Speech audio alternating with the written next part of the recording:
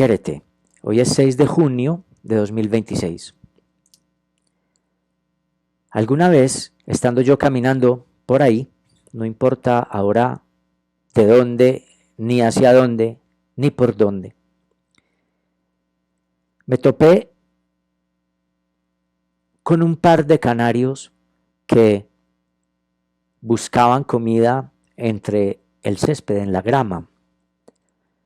Inicialmente me parecieron, como siempre que veo aves y canarios y animales en general, me acontece, me parecieron hermosos. Sonreí y los miré a la distancia o desde cierta distancia prudente para no espantarlos. Me conmoví, a mí me parecen muy hermosas las aves, los canarios, y más tener la fortuna de verlos por ahí silvestres, me parece un espectáculo bello, es decir, hice de ello un espectáculo y además me pareció pulcro, me pareció bonito. Me quedé observándolos un tiempo, me detuve a observarlos, y esas son las gracias del detenimiento, la contemplación, sin ningún otro propósito más que el de advertir a ese par de animalitos para quienes mi presencia realmente no importa más que como un posible estorbo o depredador del que habría que huir si se acerca demasiado. Me detuve pues a mirarlos para nada. Y me dije qué bellas son las aves. Acto seguido, por ahí, seguramente por ese comentario o por esa sensación que digo yo ahora en esta interpretación fue una especie de comentario, pero realmente los estaba mirando y sentí una emoción que hoy defino como belleza, como complacencia en esa belleza o como gratitud, no sé cómo decirlo. Y por ahí se deslizó mi pensamiento, empecé ahí sí a reflexionar y dije, qué bello elegir a los canarios como símbolo, así como en algún momento los cínicos eligieron al perro. O si nos acogemos a los textos de Diógenes Laercio, también al ratón, pero por sobre todo al perro. Fueron muy conocidos por tomar al perro como un emblema ético. Y yo me dije, las aves exponen o exhiben, sin saber que lo exhiben, colores que a mí me parecen hermosos, vuelan y ese acto de volar me parece sorprendente. Son hermosas, son pequeñas y algunas cantan, algunas gorjean.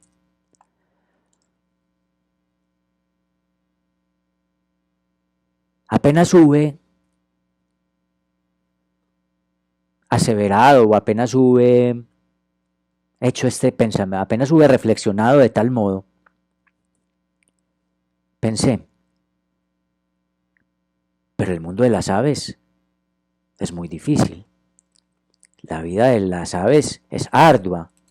Todos los días salen a buscar su comida, o bueno, salen no, ellas están ahí afuera, ellas son en la naturaleza. Salimos nosotros, si queremos, de nuestras casas, si las tenemos.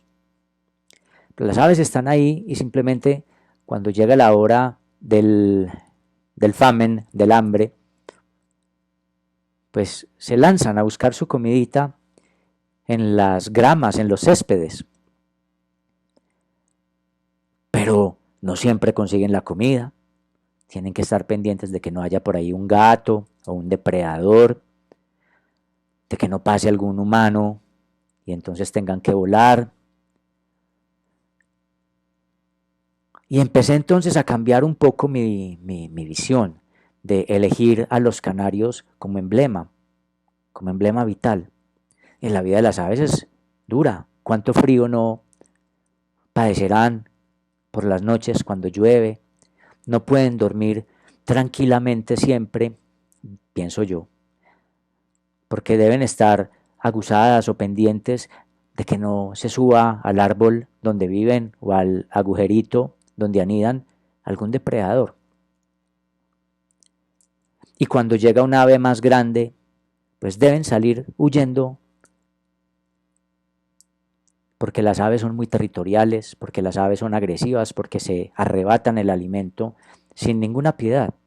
Quien haya visto alguna vez con detenimiento palomas, tórtolas, palomas torcaces, los canarios mismos, las gallinas, no sé, quien haya visto, nada más por dar un ejemplo a las aves, se percatará o advertirá el hecho de que la vida de las aves es difícil, es muy difícil. Están comiéndose algunas migajas, llega una ave más fuerte, mayor, las espanta con las alas o les manda un picotazo de advertencia, y las aves más pequeñas simplemente tienen que partir a esperar a ver si esa ave deja migajas o si encuentran migajas en otro lado. Y entonces me dije, hombre, las aves viven en constante pelea. Las aves nos parecerán a nosotros muy hermosas, estos delirantes, pero ese es un mundo cruento. ¿Cuántas veces vamos caminando por la calle y encontramos aves que tienen las alas partidas, heridas, a quienes les faltan dedos en las patas, que están enfermas porque algún pulgón o algún virus las está consumiendo, que no pueden volar porque se han enredado en algún alambre, o no pueden comer porque se han herido el pico? Bueno, y más aún, mi reflexión se fue expandiendo a, bueno, y eso no es privativo de las aves. Supongo que así será toda la naturaleza, en el agua, en el mar, en los ríos, en el aire, bajo tierra. La vida es inclemente, la vida es una lid por sobrevivir. Cada individuo quiere sobrevivir, aparentemente, con el propósito intrínseco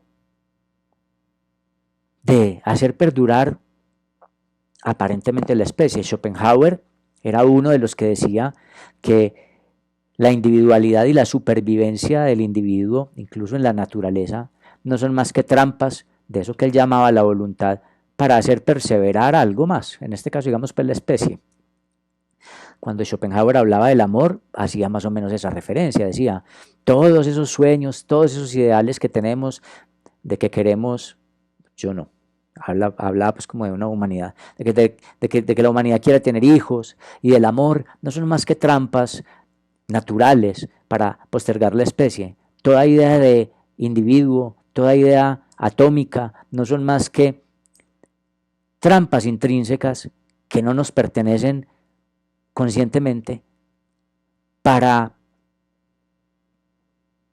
postergar lo vivo, para perseverar en lo vivo. Lo vivo es una insistencia por vivir.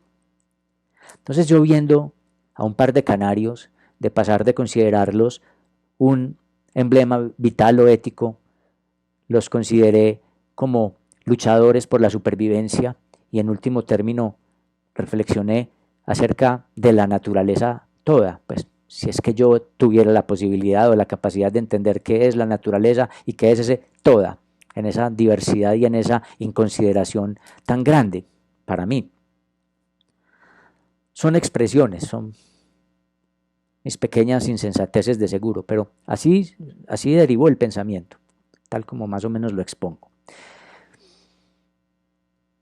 Y bueno, después de haberme topado con mi propia conclusión acerca de la natura, proseguí, abandoné la observación de los canarios que seguían por allí saltando entre el césped que los sobrepasaba, era un césped muy alto para ellos.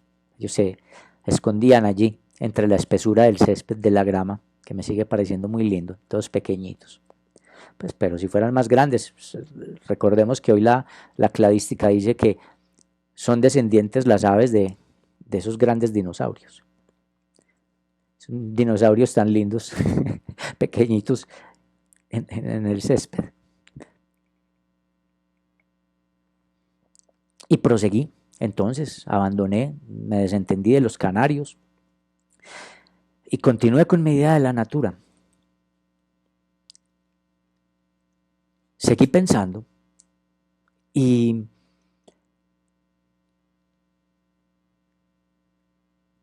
me dije, bueno, el hecho de que para mí, en ese instante, los canarios fueran hermosos, fueran envidiables porque vuelan, me pareciera que los colores que lucen, o los colores tal como yo los veo, y que ellos dizque exhiben, porque ellos realmente a mí no me están exhibiendo nada. Ellos tienen ese plumaje y esos colores y los límites y posibilidades de mis globos oculares y de las interpretaciones de mi sistema nervioso y el cerebro hacen que pueda advertir de determinado modo esos colores y da la casualidad de que a mí me parezcan hermosos, para otra persona no. Bueno, lo que quiero señalar es que derivó mi reflexión en lo siguiente: haberlos considerado hermosos y haberlos considerado en aquel instante como un posible emblema vital y ético, tal como los cínicos consideraron vital y ético, emblemático al can, al perrito, a los perros o a los ratones, pues revela algo. Todo eso revela algo, y es una posición y una interpretación que vienen siendo como sinónimos. Porque para otros, un perro pudo llegar a significar una cosa completamente diferente a aquella que entendieron los cínicos. De entender, por ejemplo, los cínicos al can como un emblema de libertad, de autosuficiencia y sobre todo de honestidad y sinceridad, le ladran al que le cae mal, muerden al que lo agrede y le mueven la cola a quien le agrada. Más o menos así lo entendieron. Para otros, el perro llegó a ser considerado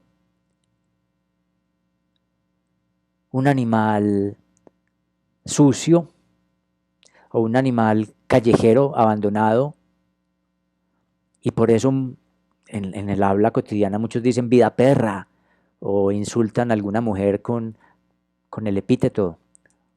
Creo que incluso está como insulto en la Ilíada: perra, perros. ¿No es cierto? Hay una interpretación diferente del perro en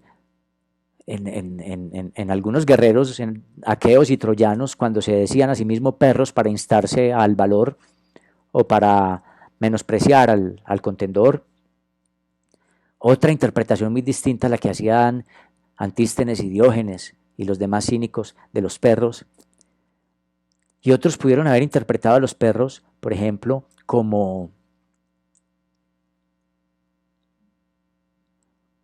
vividores de una gran vida.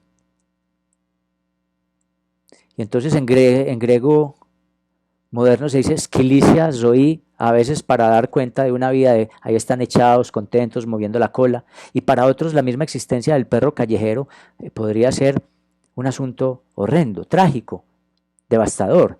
Y decir vida de perros, en castellano todavía yo alcancé a escuchar esas expresiones, pero ya pues las nuevas generaciones, al tener otras interpretaciones acerca de los animales, ya casi no la usan. Pero decir vida de perros es una vida miserable, una vida ardua, una vida llena de privaciones, calamidades e injusticias.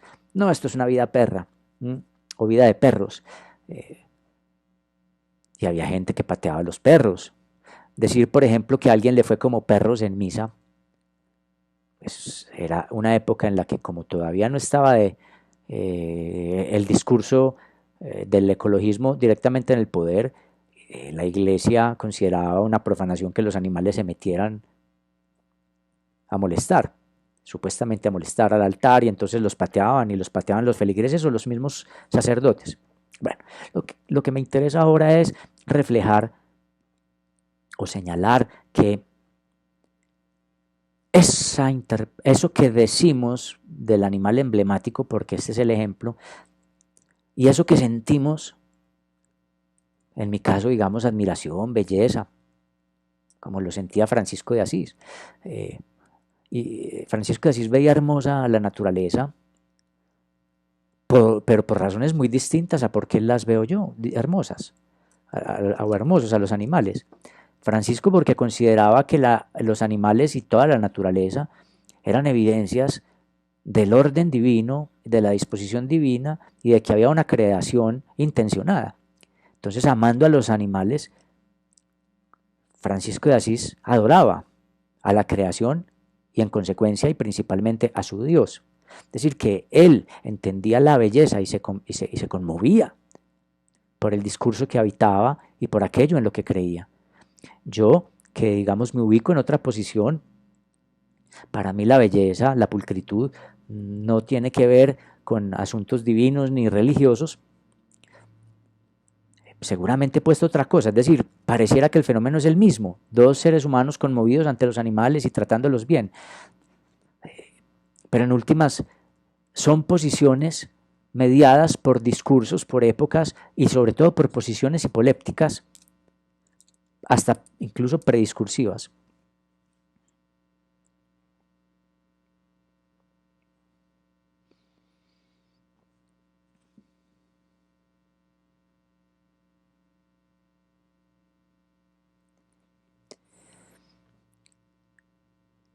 Lo que decimos, lo que sentimos es una interpretación. Y sí, hablo incluso de lo que sentimos como interpretación. Lo que pasa es que en este sentido lo expongo como una interpretación no semántica. Ver a un animal y hacerlo un espectáculo es ya estar atravesado por el lenguaje. Al signo se lo hace signo, se lo estatuye como signo. Dirían a su modo Saussure, pero más directamente Charles Sanders Peirce, por ejemplo. El signo es hecho existir, al signo hay que ponerlo. También lo dice la ontología del lenguaje. Y no estoy diciendo ni que los canarios no existieran, no, estoy hablando de cómo existieron para mí. Los hice existir no quiere decir que si yo cerrara los ojos ese par de canarios no hubieran estado por ahí, sino que para mí tienen relevancia en mi historia. Yo estoy haciendo un video aquí sobre un par de canarios que no saben de mí, no se interesaron por mí más que como posible alerta, como una posible alarma, ¿cierto? De aquí puede venir alguien a molestar.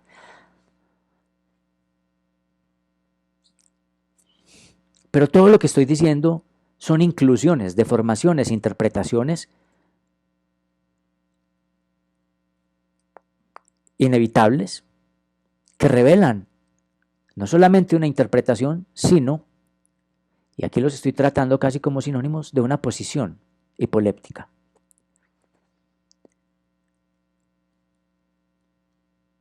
Es que obran muy distinto quienes consideran a la natura sagrada, divinal, a quienes obran, o a quienes viven pensando que la natura son recursos disponibles. Entonces es muy distinto hablar de recursos naturales a hablar de la madre naturaleza o hablar como hablaba Francisco de ella como creación de Dios. Se la afecta o se la deja de afectar, pensando que se la respeta o se la irrespeta, o se dispone de ella o no se dispone de ella, según el discurso que se habita. Pensar que la naturaleza son recursos en una bodega, quedan tantos osos panda vivos. Eso es medirla, eso es decir, quedan tantos ejemplares que están en vía de extinción. Es tenerla como recursos, hacer matemáticas con ella. Es muy distinto a pensar que en los lagos hay ninfas o de que las aves son, por ejemplo, que esos dos canarios son Artemis y Apolo disfrazados o metamorfoseados. Es muy distinto vivir la vida pensando que en los animales hay dioses escondidos que se nos muestran en forma de animal. No es lo mismo que se le aparezca un búho a alguien que cree en Atenea que a alguien que lo considera signo de mal agüero. Hubo una época en que a los gatos negros se los despellejaba. No sé de dónde venga la expresión pelagatos, pero creo que es de un suceso muy desafortunado para los gatos. Pero listo, que el color negro fuera considerado por ciertas mentalidades vulgares medievales, que el negro fuera considerado un color asociado con la maldad, con lo siniestro y con Satanás, y que hubiera gatos que tuvieran ese color, por fortuna todavía los hay por ahí, pues entonces les acarreó persecuciones, menguas, pobrecitos. Los gatos ni siquiera nunca supieron por qué. Se los pateaba, se los expulsaba, se los despellejaba. Y ahí es como decía Carl Sagan, influimos en la evolución natural por nuestros discursos y por nuestros universos simbólicos. Estamos completamente desconectados de lo real per se. Bueno, no completamente. Estamos atravesados por el filtro de lo simbólico, de lo imaginario y de nuestra propia posición hipoléptica ante los fenómenos animales, fenómenos naturales y animales. Ni qué decir de nuestra propia vida psíquica.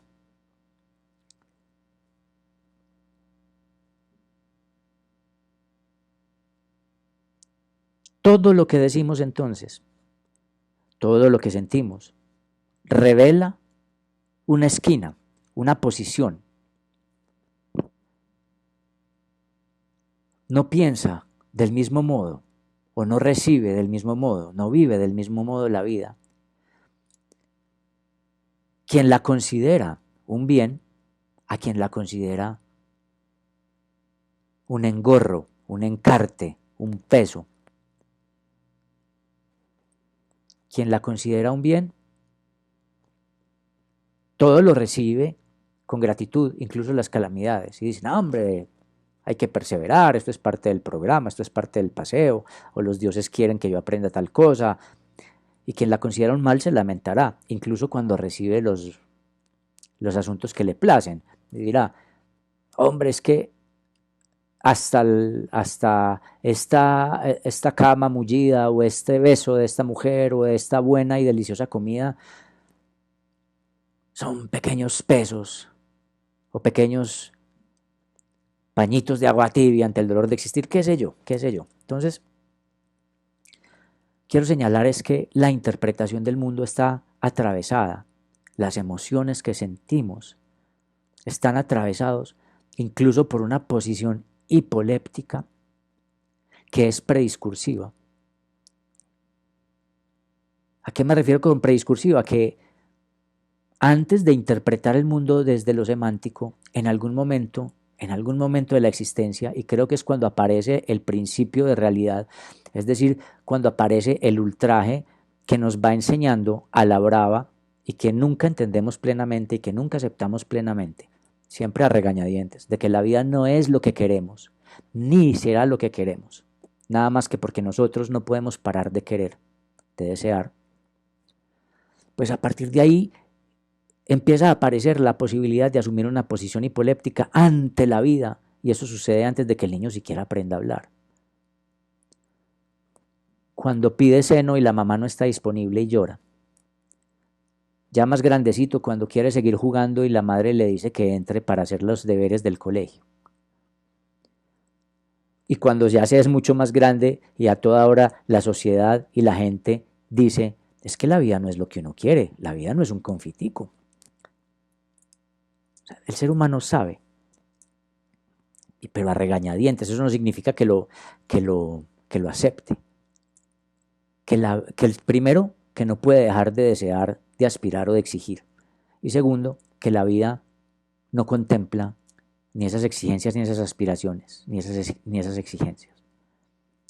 Lo que quiero decir es que hay un momento, y en cada persona es diferente, en donde el niño toma una posición ante la existencia.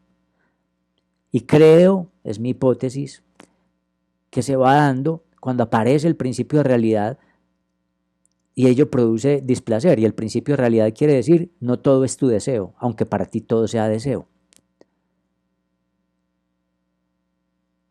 Algunos optan por pensar que si desean muy fuerte o se hacen algunos rituales, el universo conspirará y se moverá o les enseñará cualquier cosa. Bueno, eso es otro tema. Lo que quiero decir es que el principio de realidad puede lograr o distintas posiciones y salidas y astucias o hacer que la posición hipoléptica sea la vida es un mal. No puedo dejar de desear y la vida es aquello que me demuestra más veces que lo que me corrobora el deseo, que la vida no cumple los deseos, que la felicidad, como decía Hesías de Cirene, el Pisizánatos, es más lo que obstaculiza, es más lo que impide, es más lo que frustra al deseo. Y de ello hablaron detenidamente filósofos como Schopenhauer y filósofos como Sartre, por poner apenas unos ejemplos. Claro, desde posiciones muy diferentes, Hesías, Sartre, Philip Mainlander, pero cuando Schopenhauer dice, por ejemplo, que el dolor es positivo y la felicidad es negativa o el deseo es negativo, están diciendo eso. Lo único verdaderamente corroborable es el principio de realidad. El deseo, como lo han sabido las distintas civilizaciones, pongamos al budismo, nos pone a sufrir, pero además nos diferencia como humanos, hace que queramos poner lo que no hay, que deseemos lo que no está, que queramos que el mundo sea diferente e incluso fantaseamos apegados al deseo. Recuérdese todo el hermoso papel que cumple la fantasía ligada al deseo en Freud. Incluso él en cierto momento llega a denominar esa unión ilusión, el porvenir de una ilusión. Y los fantaseos diurnos y los fantaseos del niño y los sueños como manifestaciones de deseos, independientemente de si la gente está de acuerdo o no con la teoría freudiana. Es decir, lo que quiero decir es que somos un animal que desea y por ello podemos discursear y poner a contar lo que no está allí.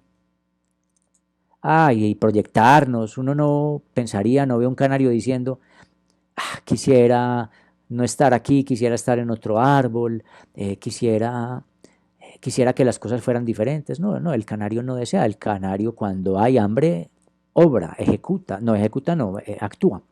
actúa. La natura es un constante acto irreflexivo de insistencia, de persistencia en la vida, sin más. Pero nosotros podemos reflexionar, de hecho nosotros podemos tomar posición prediscursivamente.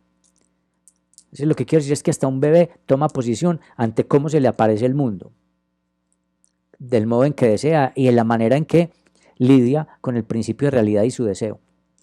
Esas son posiciones hipolépticas prediscursivas, antes de que aparezca el discurso, que permearán la interpretación de ese niño del mundo.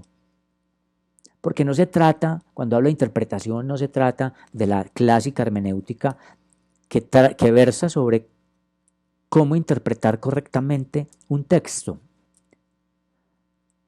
diferenciando la intentio operis, intentio lectoris e intentio auctoris, es decir, la intención de la obra en sí misma como opus, la intención del autor distinto, es decir, es distinto el autor a la obra y ver en qué sentido se mezcla y en qué sentido se separan, y la intentio lectoris, que es a qué universo simbólico y con qué pretensiones llega un texto que incluso puede ser aberrantemente leído, como diría Umberto Eco. Cuando hablo de interpretación no me refiero a la hermenéutica clásica, sino que me refiero a que hacemos, como dice Umberto Eco, me sirvo de sus categorías porque me parece que nombra algo con pertinencia, que la vida es hacer semiosis permanente, que la vida es hacer hermeneusis, que es lo que él llama la semiósica.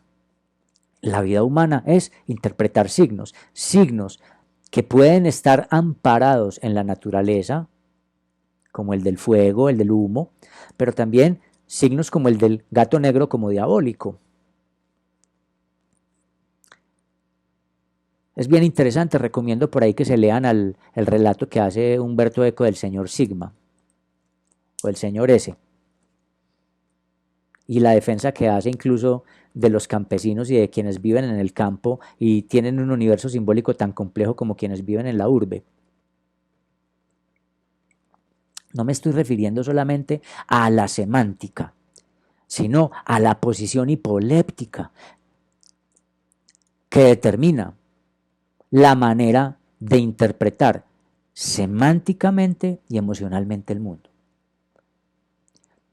O sea, que pensar que los animales son bellos, que los animales son diabólicos, que la natura es sabia, que la natura es un libro que revela las intenciones del creador, que la natura es esto o aquello. De hecho, decir que la natura es un acto interpretativo, es una invención. Pero es que ¿cómo va a decir usted que la natura es una invención? Sí, mírela ahí, y de hecho la única cosa a la que le tenemos que obedecer es a las leyes de la natura. Insisto, cuando hablo de ese modo no estoy negando la existencia de la natura como asuntos del mundo y como cosas que hay ahí y que incluso somos parte de ella. Cuando nuestro organismo se enferma o entra en colapso, se nos acabó todo el mundo simbólico y todo lo imaginario. Es decir, estamos sostenidos en algo orgánico, sin lugar a dudas, y la natura está por ahí y respiramos un aire que está en una atmósfera y no podemos salir de este planeta y estamos completamente condicionados a interpretar el mundo y a vivir la vida ya con las limitaciones humanas de un pequeño simio que somos, de una pequeña especie que somos, ligada a esta mota de polvo que yerra en el universo, que yerra, periplañete, que está dando vueltas pues, que deambula. En nosotros todo es una interpretación. Y ya he dicho, eso tiene estatura de ficción, lo cual no quiere decir que no tenga rendimientos, que no se puedan acompasar ciertas cosas y que no nos dé ciertas ventajas. O sea, pues hemos ido a la luna, tenemos celulares, porque hemos hecho algunas interpretaciones y comprensiones bastante adecuadas acerca de la natura y nos podemos servir habiendo entendido de asuntos.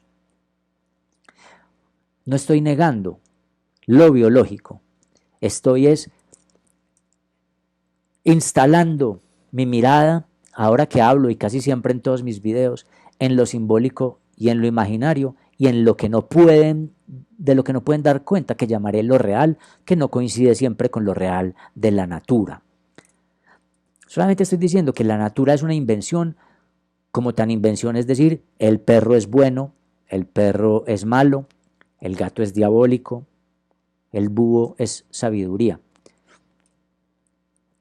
Es decir, que vivimos simbólicamente, pero que también vivimos con posiciones hipolépticas presimbólicas, prediscursivas, que permean, filtran, determinan esa interpretación emocional y semántica.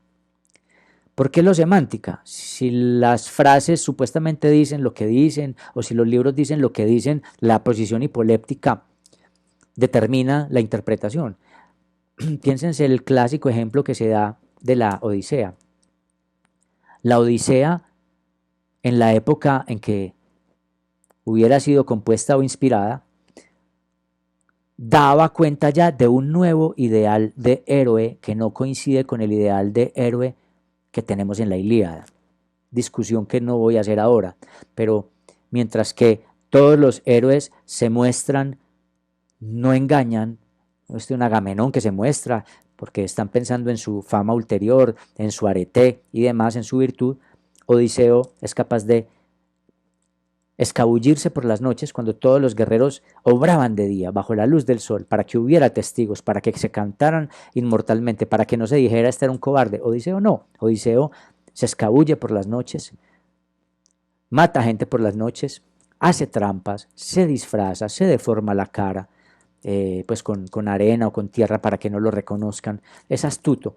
Ese es otra... tenía como amigo al porquerizo allá en Itaca, O sea, se juntaba, siendo un noble, se juntaba con los de clase inferior, se juntaba las manos de barro, con el que cuidaba a los cerdos en la piara, ¿cierto? Es decir, Odiseo sabía construir, esas eran labores serviles, labores de siervos, de esclavos. Odiseo ya habla de otro héroe. Ahora, en épocas del cristianismo, y bueno, y hubo una época en que los antiguos grecos consideraron a Odiseo un virtuoso también, no solamente a Agamenón, o no solamente a Héctor, que es el héroe, digamos, virtuoso por excelencia, que además es bien curioso que es el enemigo, es el troyano, y no Aquiles ni Agamemnon. Pero ya el cristiano lee la misma Odisea que podían leer o escuchar los antiguos y no veía a un héroe de admirar, sino que veía a un pecador, porque mentir es pecado, porque era un soberbio que había afrentado a un dios, a Poseidón. Entonces los cristianos, pese a que si usted les preguntaba de qué trata la Odisea, podían dar cuenta de todos los episodios de la Odisea, es decir, entendieron de qué trataba la épica, el relato épico. Su significación de ella está mediada por los discursos que habitan, por las exigencias que implican esos discursos y también por las posiciones hipolépticas de cada lector medieval, que seguramente no eran unánimes las interpretaciones. Pero digo, un cristiano pudo haber interpretado a la Odisea como un texto abyecto porque ensalzaba a un hombre que mentía e insultaba a los dioses. ¿Qué ejemplo era ese? Mientras que para los filósofos Aristóteles puede ser uno de los mayores filósofos que ha dado la historia occidental, independientemente de si se cree o no en lo que dice, eso es otro tema. Para Jorge de Burgos, en El nombre de la rosa, Aristóteles era la peor maldición. Y de hecho, prefirió quemar, bueno, espero que no se haya leído el libro de malas, prefirió quemar toda la abadía con tal de que se quemara el texto sobre la risa de Aristóteles, porque ese solo texto hacía tambalear pecaminosamente al mundo. Era básicamente un aliado de Satanás, Aristóteles. ¿Por qué? Por su posición hipoléptica, por las exigencias de vivir en un discurso cristiano, que son muy distintas a las exigencias de vivir en un discurso épico, en la época micénica. ¿Qué revela el hecho de que Odiseo sea un pecador para unos, o un héroe de admirar para otros, o un héroe digno de sospecha para otros? No revela lo que las cosas son, sino las posiciones hipolépticas. Estoy pues del lado siempre del asunto interno, de lo exótico. No me interesa ahora discernir, ni debatir, ni concebir acerca de si sí es posible dar cuenta de las cosas tal como son, ni de los textos tal como dicen, o de si hay objetividad. Bueno, de una vez les digo, yo creo que no, que como dice Nietzsche en el texto sobre la verdad y la mentira en sentido extramoral, la naturaleza cuando nos hizo botó las llaves y nos encerró en un cuarto oscuro. Esa es la forma en que Nietzsche decía, la materia, la materialidad del cuerpo y los sentidos son la puerta de la subjetividad y no de la objetividad. Que podamos ver colores no significa que sepamos qué hay allá afuera, porque con seguridad otros animales verían distinto lo que para nosotros es un canario amarillo. Que nosotros tengamos un cuerpo que reciba es ya una puerta, es el inicio de la interpretación de nuestra subjetividad, es decir, de los límites de la materia que constituyen nuestro cuerpo, y ya después pase eso por el tamiz de lo simbólico, lo imaginario y las posiciones hipolépticas. Creo que Nietzsche pone este ejemplo. Si usted va y se acuesta en una playa y se hiere la espalda con una piedra, usted dirá qué piedra tan dura, pero si un cocodrilo se acuesta sobre la misma, o yace sobre la misma piedra, él dirá, ¿piedra cuál piedra? O qué piedra tan blanda, yo ni la sentí. Entonces es haber sentido la piedra garantía objetiva de saber qué es la piedra en sí. No, es garantía objetiva de que tenemos un cuerpo que percibe de determinado modo que sentimos como herida y que a partir de ahí nos lleva a interpretar a la vida como dura, como la piedra. La vida es dura. Bueno, Lo que nos parece bello, lo que nos parece feo, son interpretaciones. ¿Y qué traen las interpretaciones? El delirio del sentido, la arbitrariedad del sentido. Y al sentido se ata siempre una exigencia y una posición de verdad. Que sintamos que eso que decimos es verdadero porque lo es para nos, no significa ni que sea objetivo, ni que sea cabal, ni que sea universal, sino que es aquello que nos permite dar cuenta de una posición. Para eso sirve el lenguaje, pero también esa es la posibilidad de nuestras emociones y de nuestro cuerpo. Interpretar, o al menos si la palabra interpretar choca mucho para hablar de lo no semántico, aunque habría que mirar nada más las definiciones del verbo herminevo en griego antiguo para darse cuenta de que es bastante amplia, nos daremos cuenta de que todo habla de una hipolepsis, de una esquinita que es el pequeño delirio que somos creyéndonos ser. Aftaisan, muchas gracias por haber escuchado o seguido el presente video, si es que lo siguieron, si es que lo escucharon, si es que lo atendieron. Hasta una próxima, si es que hay una próxima, Jérete, ya.